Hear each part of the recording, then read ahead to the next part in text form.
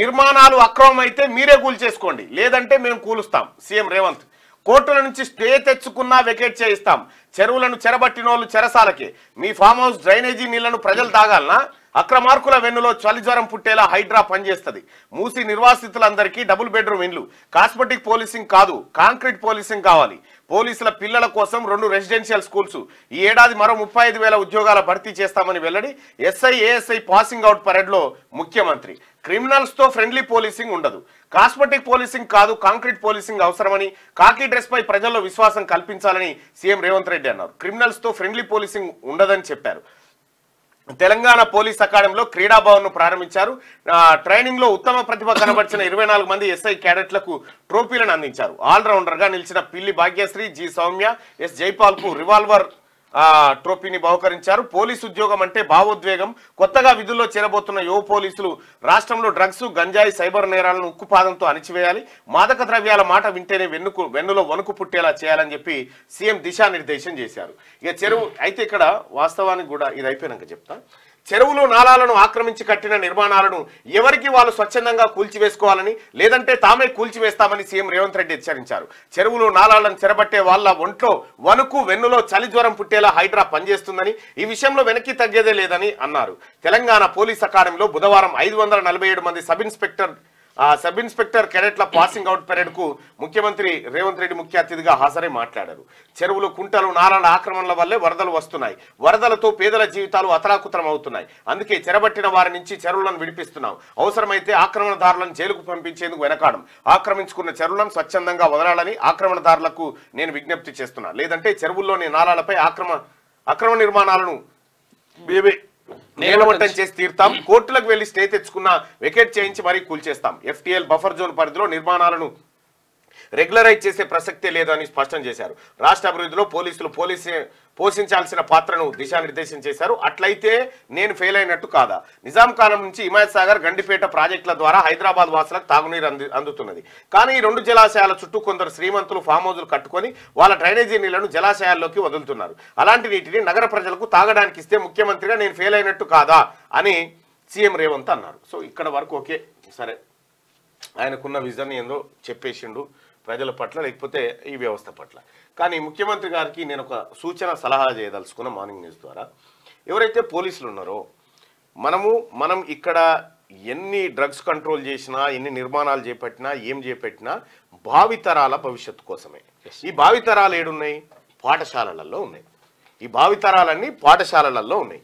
ఈ పాఠశాలలలో ఉన్నటువంటి ఈ భావితరాలకు నా సూచన దయచేసి మీరు స్వీకరిస్తారని అనుకుంటా ఉన్న విషయం ఏంటంటే, ఇప్పుడు 9th class, 10th class, 8th class ఈ పిల్లలు ఉన్నారు. వాళ్ళకు అప్పుడే మైండ్ కొద్దిగా బాహ్య ప్రపంచంతో కనెక్ట్ అయ్యేటువంటి మైండ్ వస్తూ ఉంటుంది.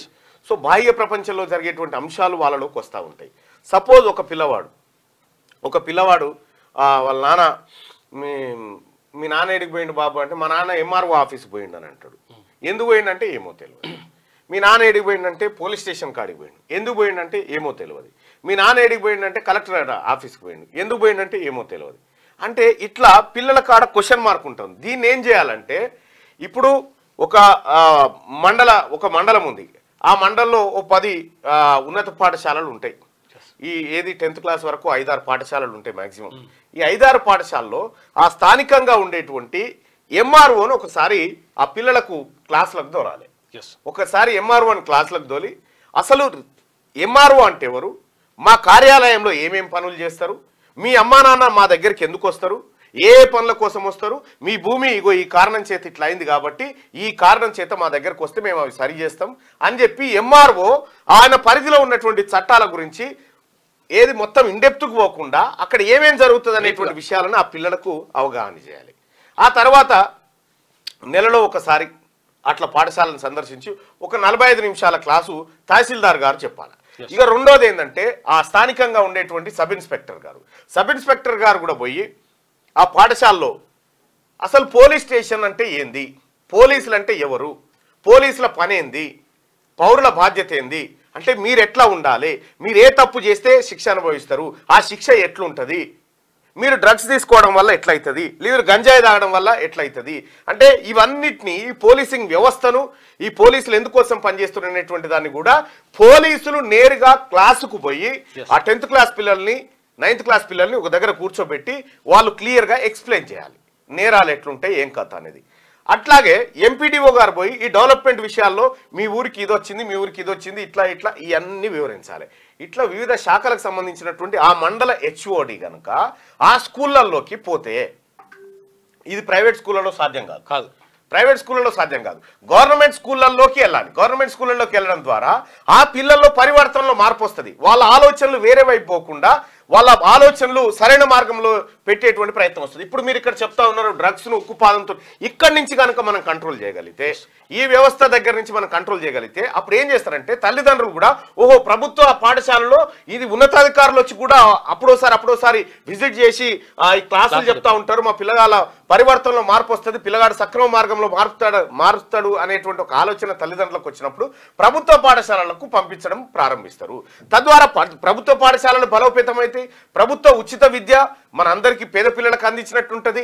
ఇప్పటికే డ్రాప్ అవుట్స్ విపరీతంగా ఉన్నటువంటి నిన్న మోత్కూరు పాఠశాలకు పోయినా ఆడ కేసీఆర్ ముఖ్యమంత్రి కాకముందుకు 1450 మంది ఉండే, కేసీఆర్ దిగిపోయే నాటికి వాళ్ళు 500 మంది మిగిలిరు, 500 మందే మిగిలిరు.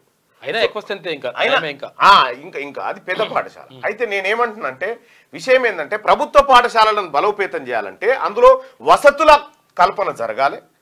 వసతులు ఈ మోత్కూరు పాఠశాలలో 2 బాత్రూమ్లు ఉన్నాయట, 500 మంది పిల్లలు, అందులో 250 మంది ఆడపిల్లలు ఉన్నారు, చిన్నపిల్లలు ఉన్నారు. వాళ్ళ పరిస్థితి ఏంది మరిగా?